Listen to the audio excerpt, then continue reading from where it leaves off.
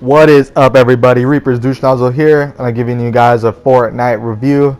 Now, I understand. First of all, I want to say I apologize about my mic. This is the best mic I have. I'm staying at my nana's house, and I don't really have all that much, but I'm just, trying to do the best I can with what I got. I got this game along with Evil Within 2 yesterday, and I wanted to test it out, see what my full review on it is, to say whether or not it's worth it, because I know this game is just like PlayerUnknown's Battlegrounds with this new update. Is it worth it? Is it worth the full $60? I'm gonna go down on them. I'm gonna say what's good about this game, what's bad about this game. I'm an honest gamer. I don't sugarcoat shit. You guys know me. I'm gonna go straight into it. I'm gonna show you guys what's real about it, what's not real about it, and how things are about this game. And without further ado, let's get into it. Hope you guys enjoy. Fortnite starts off with two game modes: Save the World and Battle Royale. I'm gonna split the review into two parts: Save the World and Battle Royale. So here we go. This is Save the World first. Save the World is a very goofy and weird, some kind of weird story mode. All I know, I played the first part of it, and to be honest, I lost interest. I didn't really care about it. It felt, the first beginning when you first played, it honestly felt like a Last Stand for PC kind of thing.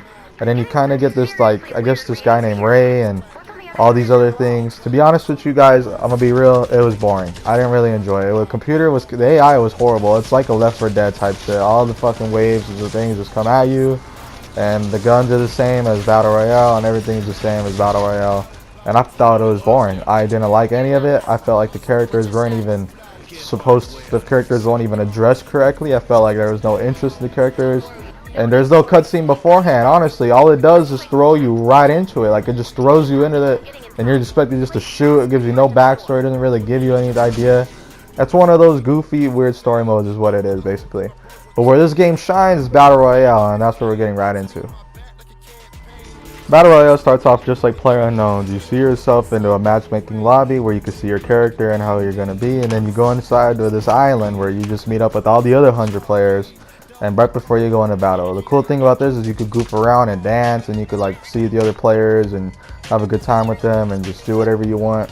Just kind of like PlayerUnknown's, but not exactly, because it is a little bit goofier than PlayerUnknown's. And then after that, you'll see yourself before you go to the island. You'll see you in a battle bus, and then it'll be just basically shipping right off. You'll just fly right into it, go right into the island, pick where you want to be. Cool thing about this is you get to pick where you want to go.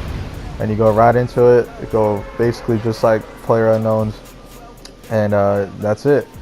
Well, the cool thing about this game is you get to build shit. You get to craft and build stuff. You can't really craft as much as you can in the Save the World one, but you get to, if you collect a lot of wood, cement, and bricks and shit, you can make houses just like Minecraft in a way, and you can build them, do whatever you want with them. Make them bigger, make them smaller.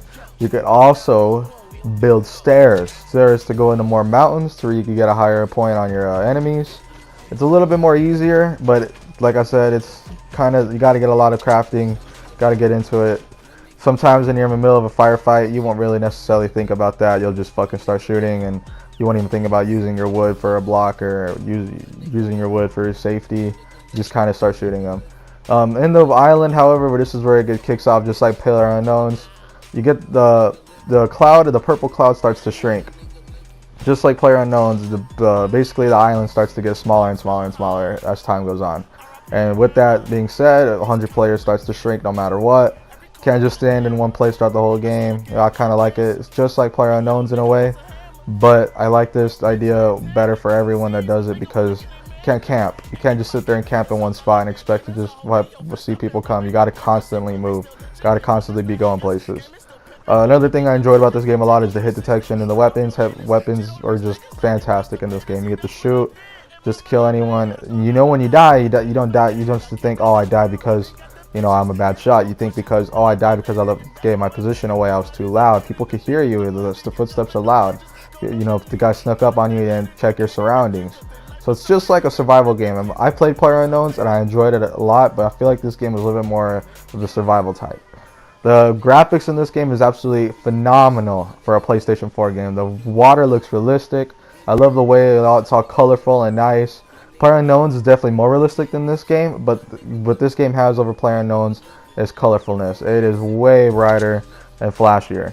Few things I didn't like about this game whole, just three major things. Is in the beginning of the game, you like I said, you fly into places and you gotta find your weapons and shit. Bad thing about that is sometimes you will lose because somebody will have a better weapon than you immediately. But like they'll pick up a green weapon, you only have a regular weapon, or you might not have anything at all, so you'll die almost immediately. The second thing I like about this game is that it lags a little bit too much. Good thing about it though, about the good counter, is that it's 100 players, you know, so of course it's gonna lag. It's all into one server, so they're all gonna lag, and it's kind of like PlayerUnknown's because it does lag. But I keep saying PlayerUnknown's, I'm dumb as fuck. It's a own special game. Let's get that out of the way.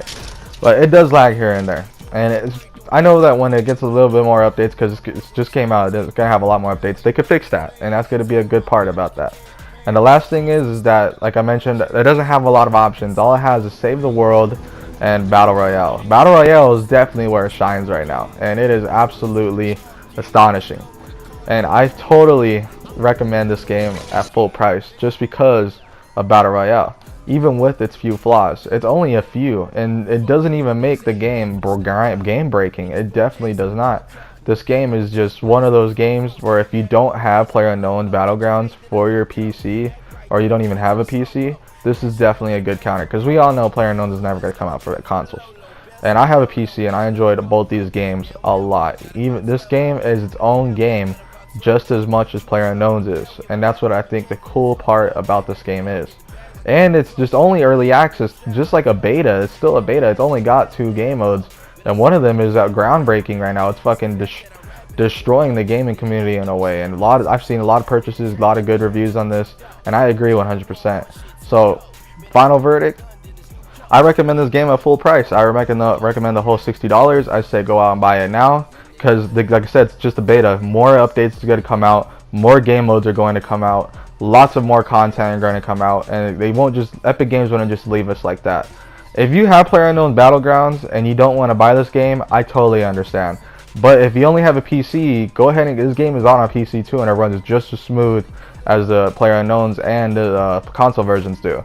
So I definitely recommend this game at full price. I feel like this game is astonishing, and I had a good time playing it so far, and I'm going to keep playing it. And I even recommend this game even more for people that don't have PlayerUnknown's, just like I said before, because it is a good substitute. So final verdict, 100%, $60. I also have The Evil Within 2. I haven't beat it yet, but I'm going to get into that right now as soon as I got done with this review. So I'm going to go and beat that one, and I'm going to have a review on that within the next week. So thank you guys for watching. But you guys already know, I gotta go.